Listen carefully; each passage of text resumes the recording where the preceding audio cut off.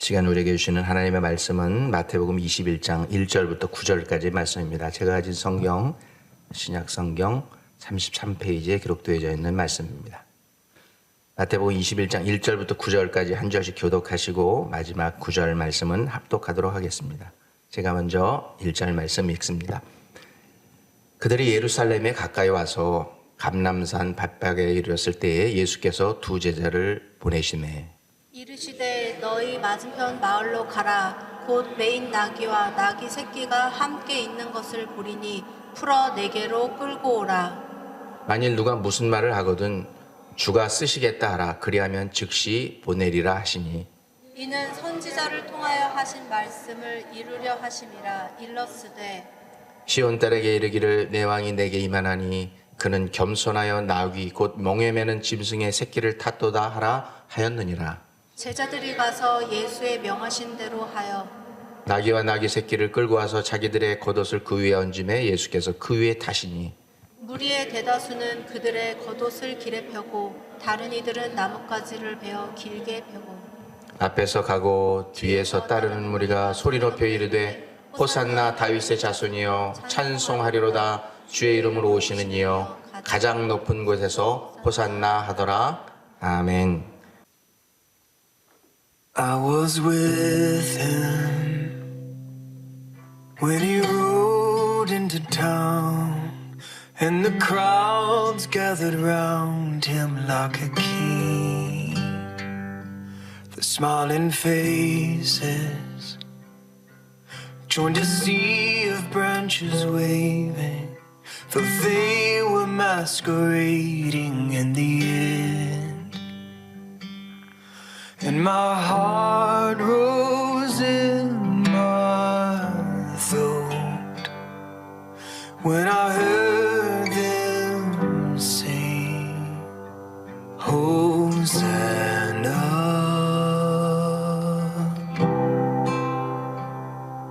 in the highest.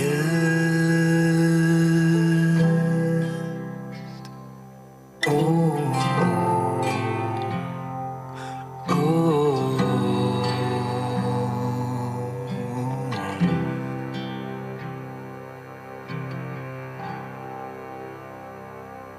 We went upstairs, broke the bread and drank the wine from the only living vine that we would taste. And I watched them take him up the mountainside where he was crucified, though innocent. And they mocked him and cursed him with their mouths, and they told him to come down if he was God. And my heart broke in my chest when I heard him say, forgive them. It is finished.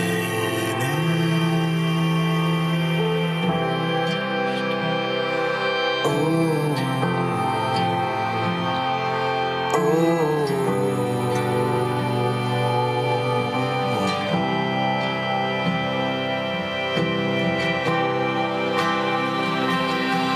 And I remember in the garden when he sweat like drops of blood, and how he begged the Father just to let him pass the cup.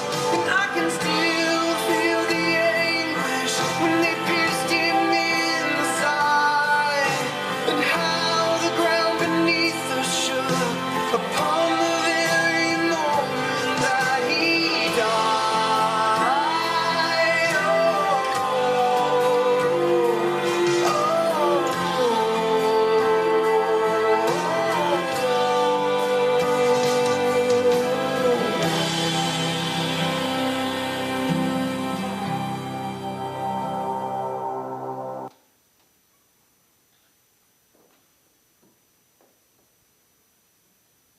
여러분은 이 영상을 보시면서 어떤 생각이 드셨습니까? 저는 이 영상을 찾아서 영상팀 김태현 전사님께 편집을 부탁드리고 또 본문 말씀을 함께 묵상하면서 이런 생각이 들었습니다. 만일 이 영상의 마지막 장면처럼 예수님의 인생의 마지막 장면이 그저 하늘이 어두워지고 큰 돌풍이 불고 지진이 일어나고 예수님께서 십자가에 달려 죽으신 후에 돌무덤에 묻혀서 장사된 것이 마지막 장면이었다고 하면은 그 예수 그리스도를 믿는 우리들은 사도 바울이 얘기했던 것처럼 이 세상에서 가장 불행하고 불쌍한 사람들이었을 것입니다. 그러나 예수님의 고난과 죽음 뒤에 분명히 예수님께서 우리에게 말씀하셨던 것처럼 부활의 아침이 있기 때문에 그것을 보여주셨기 때문에 우리는 부활의 소망을 가지고 살아가는 이 세상에서 가장 행복하고 가장 복된 사람들이 된 줄로 믿습니다. 할렐루야. 오늘 이 부활의 소망을 가지고 종료주일 예배를 함께 드리실 수 있는 여러분 되시기를 주님의 이름으로 축원합니다. 자, 오늘 종료주일 맞아서 웃풋날이라는 제목으로 함께 말씀을 나누려고 하는데, 얼마 전에 제가 퇴근하고 집에 와서 주로 이제 바쁘고 또 시간이 안 맞으니까 양가 부모님들께 주로 이제 사진을 보내거나 이제 카톡 같은 것을 통해서 서로 또 연결이 안 되니까 하다가 야, 오늘은 좀 부모님들하고 오래 통화를 좀 해야 되겠다, 안부 전화해야 되겠다. 그래서 이제 전화를 드렸는데, 저희 장인 장모님은 이제 감리교회에서 40년 목회하시고 은퇴하셔서 지금 한국의 대전에서 살고 계신데, 장인 장모님한테 전화를 드렸더니 어떻게 지내세요? 했더니 아유, 우리는 며칠 전에 사위가 뭐 한국에, 제가 이제 집사람하고 상의를 해서 한국에 있는 G마켓이라고 하는 인터넷 배송업체가 있어요. 거기만 유일하게 미국에 있는 크레딧 카드를 받아요. 그래서 이제 그거를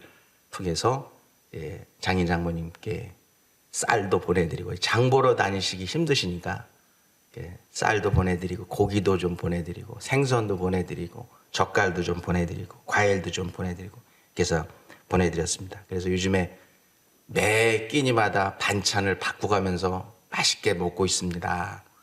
오늘은 사위가 보내준 한우 속꼬리를 팍 과가지고 꼬리곰탕을 한 그릇 뚝딱 드시고 이제 공원으로 운동을 나왔습니다. 사위 덕분에 잘 먹고 건강하게 지내고 있습니다.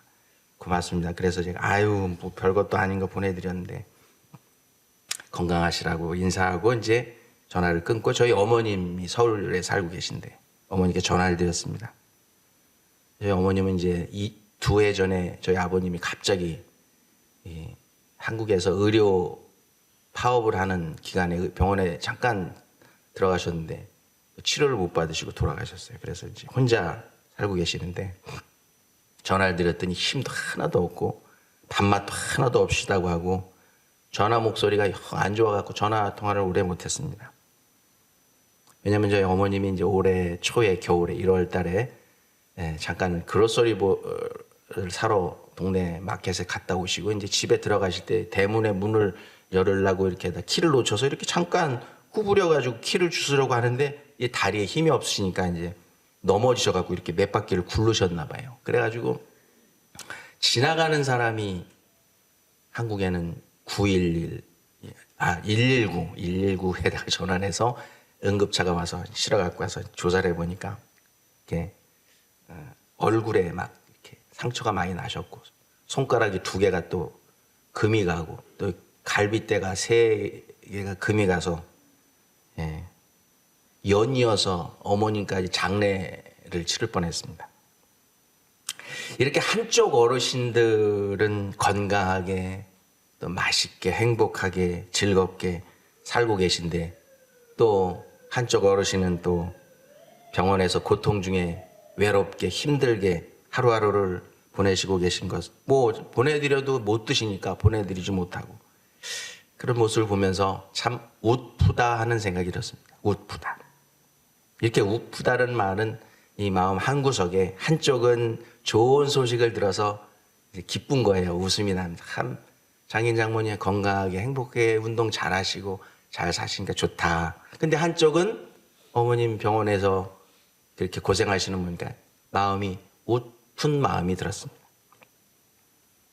그런데 이제 어제 말씀을 준비하기 전에 부모님들과 이제 전화를 다시 통화했습니다. 장인 장모님은 건강하게 또 공원에 가서 운동하고 계신데 한국은 벌써 꽃이 막 만반해가지고요. 너무 공원에 이뻐가지고 운동은 못하고 꽃 구경하고 있습니다. 그렇게 말씀하시더라고요.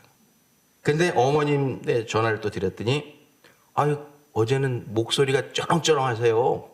그냥 막 그래서 아니 오늘은 웬일이세요 이렇게 목소리가 쩌렁쩌렁 하시냐고 했더니 이제 얼굴 상처도 다 나서서 다 회복이 됐고 손가락도 다 붙었고 깁스했었는데 그 다음에 갈비뼈도 다 나와서 이제 의사 선생님이 3월 30일에 3개월 동안 양로병원에 계셨었거든요. 3월 30일에 퇴원해도 된다고 해서 고난주가 마지막 날에 퇴원해서 그 다음 주에 부활주일 예배에 참석할 수 있게 돼서 얼마나 기쁜지 모른다 하고 목소리가 이제 쩌렁쩌렁해서 그래서 한 주 전에는 웃픈 날이었는데 어제는 웃픈 날이 됐습니다. 웃음이 나오고 기쁜 날이었습니다. 자, 그러면 오늘 우리가 함께 읽은 말씀으로 돌아가서 예수님께서 나귀 새끼를 타고 예루살렘에 입성하신 그날 메시아로 만왕의 왕으로 입성하셨던 그날은 웃픈 날이었을까요? 웃픈 날이었을까요? 여러분 한번 생각을 해보세요. 그 답은 보는 사람의 관점에 따라 다를 수 있어요. 보는 사람의. 이제 군중들의 관점으로 보면 예수님께서 하셨던 그 귀한 천국의 보화 같은 말씀들을 다 들었어요. 권세 있는 말씀을 들었어요. 아유, 저런 말씀을 전에는 제사장들이 안 하던데, 아유, 저분 정말 하나님의 아들이 오셨나 보다. 그 귀한 말씀을 듣고 기뻤습니다. 벳세대 광야에서 오병이의 기적을 체험했어요. 그래서 그것을 다 얻어먹고 또 12광주리가 남는 그 기적을 보았어요. 양식을 공급해 주시는 주님을 보았어요. 뿐만 아닙니다.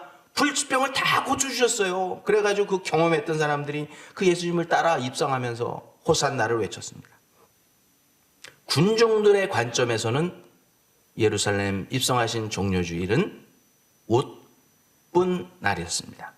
기쁘고 즐거운 날이었습니다. 또 예수님이 이스라엘의 왕이 되시면은 그 높은 자리 한 자리씩 꿰찰 생각으로 제자들의 관점으로 보면 얼마나 기뻤는지 몰라요. 제자들에게도 이 날은 분명히 웃픈 날이었습니다. 그것들을 어떻게 알 수 있냐면 이 종교 지도자들이 예수님의 제자들이 그 예수님께서 예루살렘에 입성하실 때 막 소리치는 걸 보고 이 바리새인 종교 지도자들이 예수님께 컴플레인 했어요. 예수님이 예루살렘에 입성하실 때 백성들이 막 겉옷을 벗어서 길에다가 깔고 막 종려나무 가지를 베어가지고 길에다가 쫙 깔고 왕으로 만왕의 왕으로. 그래서 이제 어떤 개선 장군처럼 정복 국가의 왕으로 그렇게 입성하시는데 제자들이 앞에 서가지고 뭐라고 그랬냐면 이렇게 소리를 쳤습니다. 뭐 우리나라 사극 같은 거 보면 어이 물러거라 왕이 들어가시나 만왕에 오신다 만왕의 왕이 오신다 메시아가 오신다 물러거라 이렇게 소리 지르는 모습 보고 그 바리새인들이 참 기가 찼을 거예요. 뭐 하는 짓들이야 저거 그러면서 이제 예수님께 이제 컴플레인 합니다. 그 내용이 누가복음에 나와 있습니다. 19장 40절 무리 중 어떤 바리새인들이 말하되 선생이여 당신의 제자들을 책망하소서 하거늘 예수께서 대답하여 이르시되 만일 이 사람들이 침묵하면 돌들이 소리 지르리라 하시니라. 제자들은 얼마나 기뻤는지 몰라요. 제자들에겐 그날이 분명히 웃픈 날이었습니다. 그러니까 막 소리를 지르는 거죠. 그러면 예수님을 어떻게 잡아서 죽일까 생각하고 있던 이 바리새인들과 서기관들의 입장에 볼 때는 그날은 어떤 날이었을까요? 성경을 잘 읽어보면 그들에게는 웃픈 날이 아니라 웃픈 날이었습니다. 왜냐? 예수님께서 예루살렘에 입성하신 날 6월절에 그 이스라엘 유대인들의 가장 큰 명절 중에 하나잖아요. 이스라엘의 해방일입니다. 애굽에서 나와서 해방된 패스오버. 그날의 첫날인데 그날은 전 세계에 흩어져 있던 유대인들이 다 예루살렘 성에 와서 예루살렘 성전에서 제사를 드려야 됩니다. 희생제물을 사서 돈으로 사서 흠없는 것으로 드렸어요. 그러니까 얼마나 많은 제물과 이 동물들이 바쳐졌어요.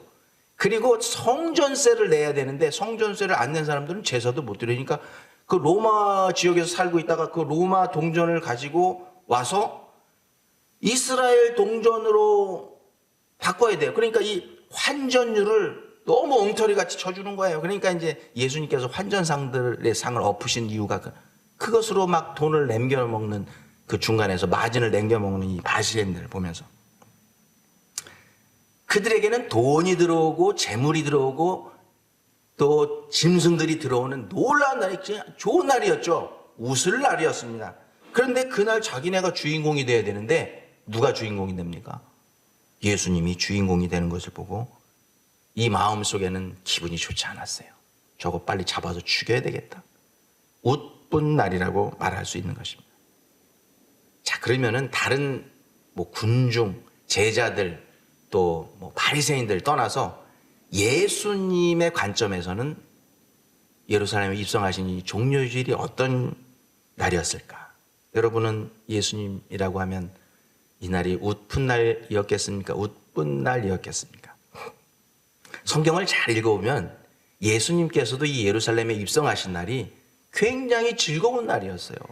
이 군중들이 호산나 다윗의 자손 예수여 가장 높은 곳에서 in the highest 호산나 하더라 소리 지르고 맞아줄 때 예수님께서 그냥 얼굴을 찡그리고 내가 이제 앞으로 고난을 당할 텐데 그리고 대답도 안 하고 리액션도 안 한 게 아니라 예수님이 밝게 웃으시면서 손을 흔들어 주시고 그들의 함성 가운데 리스판스 해주셨어요. 즐거운 날이었습니다. 즐거운 날.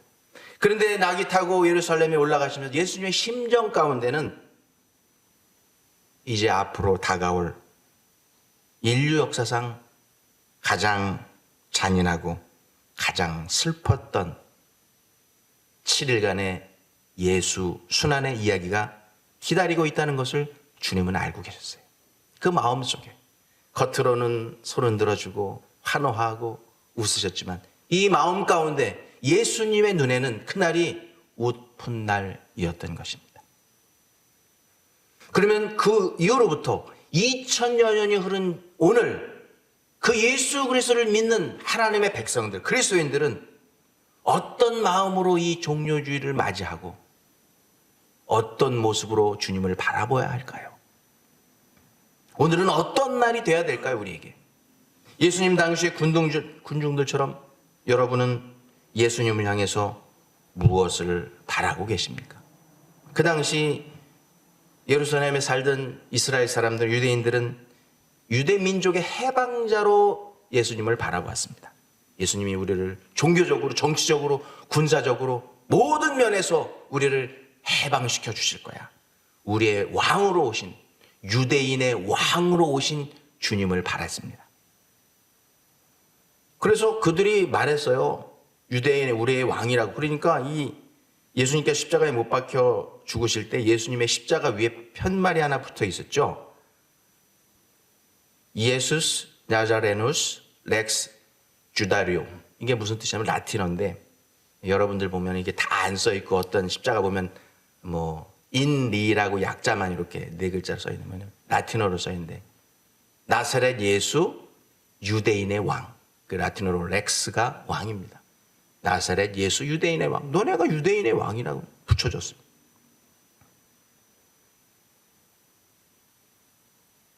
그것을 붙이면서 로마 병정들이 예수님을 조롱하고 유대인들을 조롱합니다. 야, 너네들이 예수, 나사렛 예수 유대인의 왕이라며, 너네들의 왕이라며 지금 내려와 보라고 해. 우리 로마의 이 철권 통치하에서 꼼짝 못하고 죽어가는 너네들의 왕을 봐라. 너네 까불지 마. 하고 경고한 것이 이 편말이라고 말할 수 있는 것입니다. 정말 그 로마 병정들의 말대로 예수님의 죽음과 함께 그 군중들의 바람, 그 소망은 바람과 같이 사라졌습니다. 예수님을 따르는 제자들의 그 꿈은 산산조각이 났습니다. 사랑하는 성도 여러분, 여러분은 그 예수님의 예루살렘 입성 후에 2000년이 지난 오늘 낙이 타고 예루살렘에 입성하신 예수님을 향해서 호산나 호산나를 외치며 예수님께로부터 여러분은 지금 무엇을 바라시고 계십니까? 그 예수님이 어떤 분이 되기를 원하시고 계십니까? 혹시 여러분 가운데 고치지 못하는 불치병에 걸려서 이 불치병에서 나를 해방시켜 주실 분이 예수님이야 라고 예수님을 바라보면서 신앙생활하고 계십니까?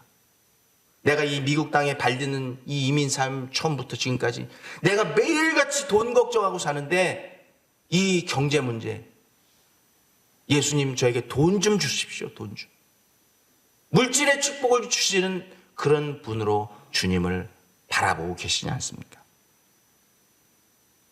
여러분 힘으로 여러분의 어떤 것으로 풀리지 않는 여러분의 가정의 문제, 자녀의 문제, 인간관계의 문제, 특별히 이민 생활하면서 풀리지 않는, 꼬여갖고 풀리지 않는 이 이민 신분의 문제, 이 문제를 해결해 주실 분이 우리 주님이라고 생각하고 그분께 간구하고 계시지 않습니까? 그래서 예수님을 오늘도 우리는 평화의 왕으로 오셨다. 우리를 평화하게 만들어 주시고 화평하게 만들어 주실 그 평화의 왕으로 오셨다라고 믿으며 그분께 이런 바람들을 기도로 올려드립니다. 그런데 그런 바람들을 예수님은 벌써 이미 알고 우리들에게 이런 말씀을 해주셨던 것을 성경은 말씀해주고 있어요. 내가 세상에 평화를 주러 온 줄로 생각하지 말라. 화평이 아니요 검을 주러 왔노라. 내가 온 것은 사람이 그 아버지와 딸이 어머니와 며느리가 시어머니와 불화하게 하려 함이니 사람의 원수가 자기 집안 식구리라. 여러분 마태복음을 쭉 읽다 보면은 이 말씀 전과 후의 맥락이 조금 엇박자가 되는 것을 느낄 수 있어요. 쫙 예수님의 이 고난 앞에 쫙 스토리가 흘러오다가 갑자기 이 말씀이 있고 또 예수님의 고난의 이야기가 쭉 진행됩니다. 이게 왜 뜬금없이 여기 나온 말씀, 왜 예수님이 이 말씀을 하셨을까? 이것은 예수님의 예언의 말씀인데요. 이스라엘 백성들이 그 당시에 바라던 것은 샬롬이었습니다. 샬롬, 화평. 히브리어로 샬롬이죠. 로마 통치로부터 완전히 해방돼서 자유롭게 살고 있는 그 평화로운 이스라엘 땅을 그들이 요구하고 있었습니다. 세금 좀 안 내고 살았으면 좋겠습니다. 세금. 성전세도 내고 이스라엘에도 내고 로마에도 내고 아이고 그냥 세금 때문에 못 살겠다. 이 세금을 안 내고 그냥 내가 잡은 고기 내가 마음껏 먹고 내가 잡은 고기 내가 마음껏 팔아서 잘 살고 싶은데 그게 안 되니까 예? 샬롬, 내가 편안하게 좀 사는 세상이 저였으면 좋겠다. 로마의 철권 통치로부터 벗어나는 그날이 왔으면 좋겠다. 그리고 또 그 당시에 유행하고 만연했던 병들이 있습니다. 중풍병, 또 혈루병, 안질병, 간질병, 또 뭐가 있습니까? 문둥병. 이런 병에 걸려서 고침받지 못하는 자들은 예수님이 오셔서 좀 나를 고쳐주셔서 내가 좀 편안하게 이 병 걱정 안 하고 좀 살았으면 좋겠다. 그들이 바라던 것은 샬롬이었습니다. 샬롬. 그들이 오죽하면 인사할 때 샬롬이라고 그러겠어요. 샬롬. 이것이 바로 예수님께로부터 바라던 그 당시 사람들의 소망이었어요. 여러분 이걸 쭉 제가 나열했는데 오늘날 많은 그리스도인들이 예수님을 향해서 바라는 그런 소망과 크게 다르지 않아요. 2000년 전이나 2000년 후나 지금 우리가 예수님으로부터 바라는 내용들이 주로 바라는 내용들이 크게 다르지 않다는 것입니다. 그런 세상적인 샬롬, 세상적인 화평을 원했던 사람들에게 예수님께서 말씀하셨어요. 너희는 내가 세상에 화평을 샬롬을 주러 온 줄 아느니 내가 화평을 주러 오는 게 아니라 검을 주러 왔노라. 착각하지 말아라 그래. 나에게 잘못된 것을 구하지 말라는 것입니다. 여기서 예수님께서 말씀하신 이 불화라고 하는 단어가 무슨 뜻이냐면 히브리 말 다카사이라고 하는 뜻인데 뭐냐면 둘로 나뉜다. 너희가 예수를 믿는 그 순간부터 너희 집 안에 예수를 믿는 사람과 예수를 믿지 않는 사람들 간에 분열이 일어날 것이다. 불화가 일어날 것이다. 서로 싸우고 다투고. 이 모습은 우리 세대에는 없는데 우리 전 시대까지는 있었어요. 우리 아버님, 어머님 시대에는요. 그 전에도 그렇고. 이 한국의 기독교 초창기 때는 남편들은 맨날 술만 먹고 때리고 애들 때리고 부인들 때리고 말이에요. 막 이렇게 주정하고. 그 부인들은 또 그 어려운 시절을 극복해 보려고 교회에 나가서 열심히 기도하고 신앙생활 처음 접하는 예수 그리스도의 신앙을 접하게 해서 아내들은 열심히 신앙생활합니다. 남편들은 완전히 반대로 나가죠. 그러니까 교회 못 가게 하려고 방에다가 문고리 잠가가지고 교회 못 가게 하죠. 그래도 또 어떻게 뚫고 또 가면은 잡아다가 또 머리를 다 삭발시켜갖고 그냥 아내들 교회 못 가게 창피해. 그래도 뭐 쓰고서 또 가잖아요. 그러면 또 데려다가 때리고. 그래서 그 초창기 때는요, 이 가정폭력 때문에 특히 이 믿는 자와 안 믿는 자의 이 패밀리 멤버들 간의 이 갈등, 불화가 너무 심해서 죽은 사람들이 얼마나 많은지 몰라요. 통계에 나오지 않지만 우리 전 시대에 그런 일들이 있었다니까요. 이 예수님의 예언의 말씀은 실제로 일어났죠. 로마 박해 시대 때 성경에 말하는 대로 사람들이 가족들 중에서 예수를 누가 믿는지 알고 고발하는 거예요. 그러다가 데려다가 회중에게 공회에 넘겨주고 그들이 채찍을 거기서 맞고요. 그리고 로마 총독과 임금들에게 자기 가족들을 고발하는 거예요. 아내가 남편을, 남편이 아내가, 아버지가 아들을, 그리고 며느리가 시어머니를, 시어머니가 며느리, 딸을, 엄마를, 이렇게 이 가족 간에 예수 믿지 않는 자들이 예수 믿는 자를 고발해서 이렇게 콜로세움에 가서 사자밥이 되고 찢어져 죽고 칼에 찢기 톱에 켜서 죽고 이런 일들이 일어났던 것입니다. 예수님께서 저 십자가에 달려 돌아가신 AD 33년 33살에 돌아가셨으니까 그 이후부터 313년 로마의 황제였던 콘스탄티누스가 밀라노 칙령을 통해서 온 로마 제국의 국교를 기독교로 공포하노라. 이 밀라노 칙령이 있기까지 근 300여 년에 가까운 동안 예수를 믿는 그리스도인들은 박해 시대를 경험했던 것입니다. 예수 믿는 자들이 예수님의 말씀 그대로 너희가 나를 믿기를 원하느냐? 내가 너희를 위하여 화평을 주러 온 줄 아느냐? 내가 너희에게 검을 주러 왔노라. 너희 가정에 불화를 주러 왔노라 하는 이 예수님의 말씀이 그대로 이루어지는 것을 볼 수 있는 것입니다. 이 말씀을 통해서 이 땅에 예수님께서 오신 이유를 오늘 종려주일에 우리는 알아야 돼요. 예수님을 통해서 호산나를 외치며 예수님 불치병을 고쳐주러 오신 분, 나의 문제를 해결시켜주러 오신 분, 나에게 돈을 주시기 위해서 오신 분, 내 인간관계 문제, 내 신분의 문제, 이 자녀의 문제, 가정의 문제를 해결시켜주러 오신 분으로 생각하지 말라는 것입니다. 주님이 이 땅에 오신 메인 퍼포스, 주된 이유는 죄악에 속해 사는 우리들에게, 저 세상에 속해서 살고 있는 우리들에게 참 해방을 주시고 참 자유를 주시기 위해서 이 땅에 우리를 구원하시기 위해 오셨다는 그 사실을 오늘 우리는 명심해야 되는 것입니다. 그럴 때 우리는 시험에 들지 않아요. 그럴 때 우리가 물질이 부족하고 병 고침을 받지 못하더라도, 인간관계가 회복이 안 되고 가정 문제가 해결이 안 되더라도 예수님이 이 땅에 오셨던 그 목적을 이루어 주신, 나를 구원해 주시고 참 자유를 주시고 해방시켜 주셨다는 그 사실을 깨달을 때 우리는 다른 모든 문제가 우리 앞에 다 펼쳐져 있을지라도 우리는 감사와 기쁨으로 에브리데이, 매일매일을 기쁨과 감사로 살 수 있는 그리스도인이 될 줄로 믿습니다. 저는 오늘 종료주일 전에 김행란 권사님이 이거를 좀 만들어 달라고 부탁을 해갖고 이거를 지난주에 만들려고 이 강단 하나 뒤에 지지대를 좀 색깔별로 만들어 달라고 부탁을 하셨는데, 그래서 3개를 부탁하셨어요. 하나는 고난 주간에 쓸 지지대 빨간색, 하나는 사순절에 쓸 보라색. 그 보라색은 또 스프레이 페인트가 안 나와가지고 또 만들었어요. 빨간 거하고 또 파란 거하고 이렇게 몇 대 몇으로 섞으면 보라색이 된다 그래서 그 다 섞어가지고 보라색. 그 다음에 평주일에 쓰는 녹색 세 가지 만들어 달라고 그래서 이 만들면서 고난 주간을 앞에 두고 참 은혜를 많이 받았어요. 이거 만들면서 먼저 이거 재료를 사러 홈데포를 갔어요. 갔더니 뭐 마땅한 게 없어요. 뭐 플라스틱으로 막 이렇게 해서 본드로 붙이면 너무 이렇게 인공적인 것 같아가지고 이건 좀 아닌 것 같고 그래 막 돌아다니는데 마땅한 게 없다. 가든 세션에 가니까 저보다 한 2피트 정도 큰 한 8피트 뭐 좀 안 되는 대나무를 7개를 해서 한 묶음으로 해서 10불에 파는 게 딱 있더라고요. 야 이거다. 이거 진짜 좋다. 딱 보니까 그 열대지방에서 나는 그 아주 제 새끼손가락보다 아주 작은 아주 가늘고 단단한 대나무인데요.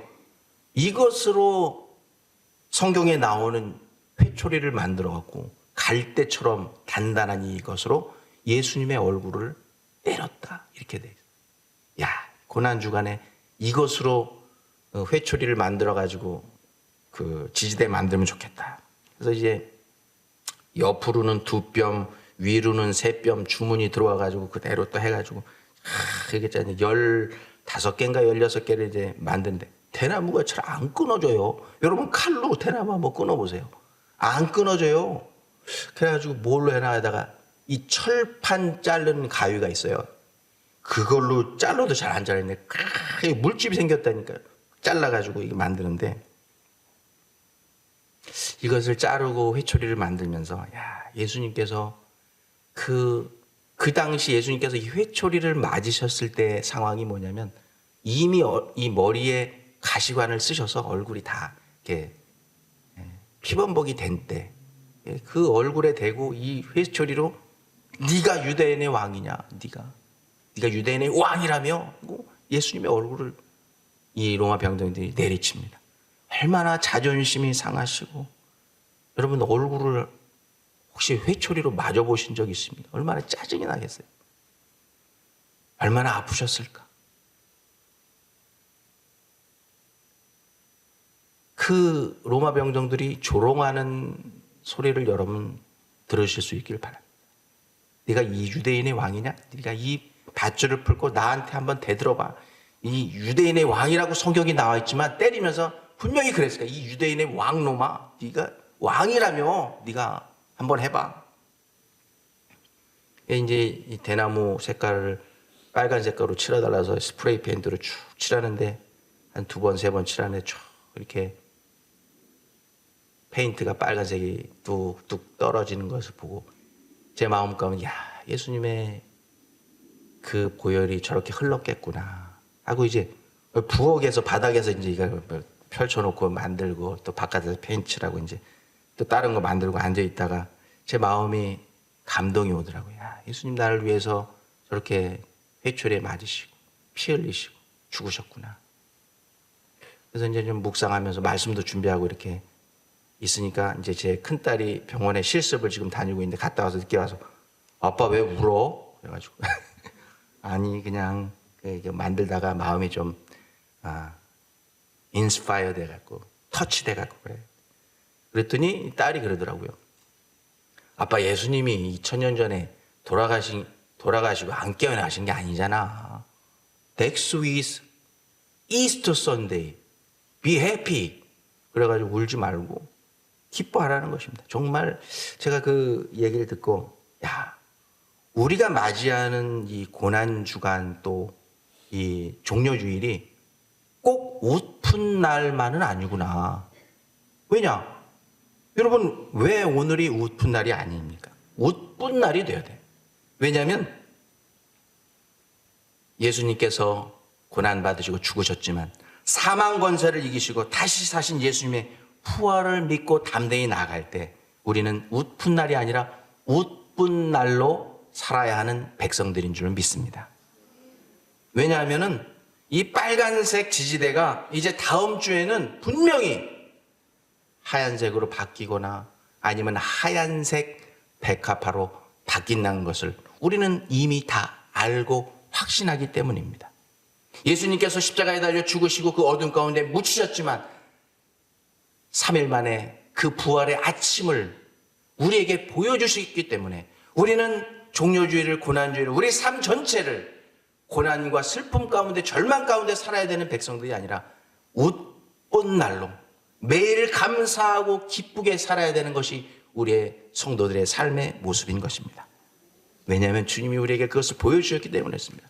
너희가 세상에서 환난을 당하나 담대하라, 내가 세상을 이기었노라. 너희가 세상에서 고난을 당하나 그 고난을, 십자가를 붙들고 담대히 그것을 이겨내라. 너희가 당하는 고난을 장차 너희가 받을 영광과 좋게 비교할 수 없도다 라고 말씀하셨기 때문인 것입니다. 간절히 바라기는 오늘 종료주일 또 맞이하는 고난주간, 물론 우리 가운데 깊은 통회와 회개가 있어야 되겠지만 그걸로 끝내는 게 아니라 그 뒤에 우리에게 허락하신 예수 그리스도의 부활의 아침을 소망 가운데 웃픈 날로 맞이하실 수 있는 여러분 모두가 되시기를 예수 그리스도 이름으로 축원합니다. 기도하겠습니다. 하나님 감사합니다. 오늘 종료주일을 통해서 우리에게 귀한 은혜를 주시고 우리가 세상 사람들과 같이 절망하고 실망하고 고난 중에만 사는 것이 아니라 이 모든 것들을 이기게 해주시는 예수 그리스도의 십자가를 붙들고 살 수 있는 웃픈 날로 살고 기쁜 날로 감사함으로 살아가는 저희들 될 수 있도록 우리에게 말씀을 주시고 소망을 주시고 위로를 주시고 용기를 주신 것을 감사를 드립니다.